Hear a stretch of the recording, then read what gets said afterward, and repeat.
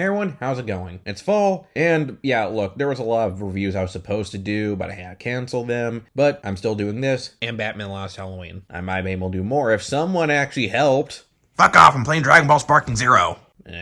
Anyway, let's just jump into Superman for All Seasons, Issue 3. Warning, spoilers. So, for this fall, we begin with a narration by Lex Luthor. It seems that after the events of Issue 2, Superman was able to get Lex locked up, though only for a short time. As he goes through the process of getting paroled, talking to the press, and heading back to scheme his revenge, he narrates about how he will not waste his time with self-pity, for that is something of lesser men. Not long after, Superman shows up to confront Lex, leading to a speech that not too different from the speech that Lex would make in the beginning of the Superman animated series, where he makes it very clear that before Superman was around, he controlled Metropolis. The city was run by his money and power, and he will remind Superman of that. After the conversation, Lex goes to see Jenny Vaughn, the woman from the last issue that Superman saved from the fire, where he strapped her to a chair in a Clockwork Orange style to make her, I guess, love Superman even more. I don't think that was necessary given the fact that she was already kind of obsessed with him in the end of the last issue, but whatever, you're the billionaire. Meanwhile, at the Daily Planet, Clark is having out with Lois as she tried to sneak a peek at some of his notes and notes the initials LL. It turns out that it wasn't for some article, but instead it was actually something regarding Lana Lang. But before the fight can escalate, Lois actually passes out, along with a good chunk of the Daily Planet. Turns out they were all infected with some kind of sickness, and it's already spread throughout the city. Now the city under intense quarantine, Superman, along with the doctors at Star Labs, discuss possible ways of finding a cure, but unless they can find the carrier, it won't matter. Superman suspects Luthor has something to do with this, and when he confronts him, Luthor starts analyzing Superman, wondering how exactly he's not infected, even trying to get in his head saying that he might be the carrier. But of course he's not going to buy that, but since Lex is okay, does ask for his help. Lex, just loving the idea of Superman needing his help, reveals that he does know someone who can assist, that being Jenny, who is now going by the name Toxin. Turns out that she's been equipped with some gadgets that could actually fight the virus. And it works. The city is cured. Unfortunately, Toxin passes out and her heart begins to stop.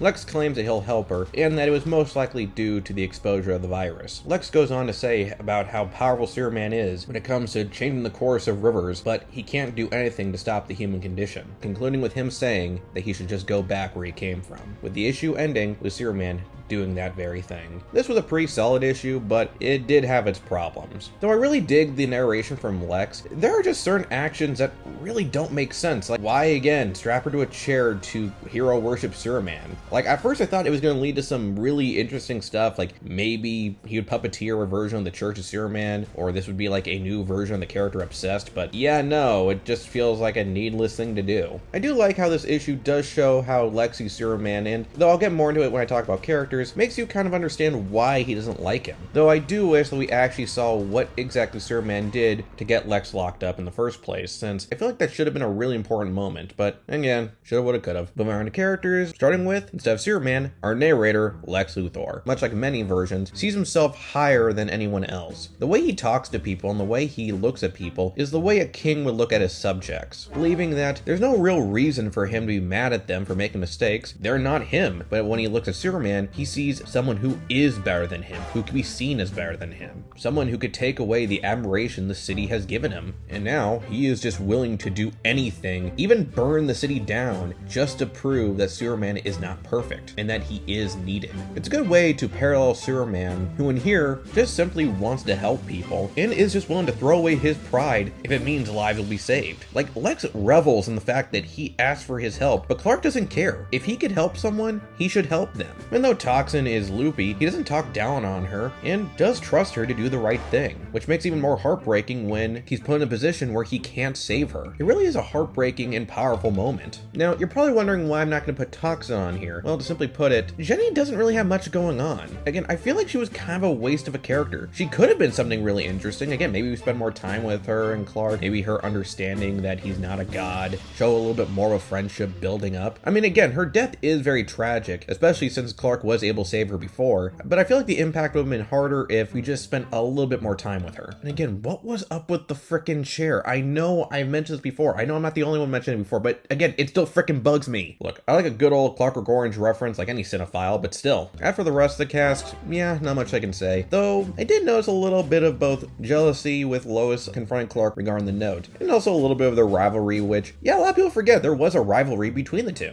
It's always nice when people remember that. Hell, we don't really see that in most media. I think the last time we saw that was in Man of Tomorrow. This time, the rest of the cast really just took a backseat. Tim Sale's art is still amazing, and the use of color here is a little bit more subtle, but you can tell the difference when it comes to season. As fall is a season of change, having Lex as the narrator made sense by putting it in his perspective. The surroundings seem a little bit more darker, since he has a darker view in the world. It's a very nice touch. On a whole, issue 3 is still pretty solid. While I say it's my favorite issue, I won't say that, but it did a solid job spotlighting one of the most iconic villains in comic book history, and reminds us why his and Superman's rivalry is still so relevant. So yeah, definitely check it out during the fall season. Thanks for watching. Like, share, subscribe, and hit the notification bell. Next time, well, I was going to talk about American Gods Volume 2, but I'll talk more about that during Easter, and maybe do a little bit of a short on that later. So, next time, for Thanksgiving, we're going to talk about Batman The Last Halloween, Issue 2. Later.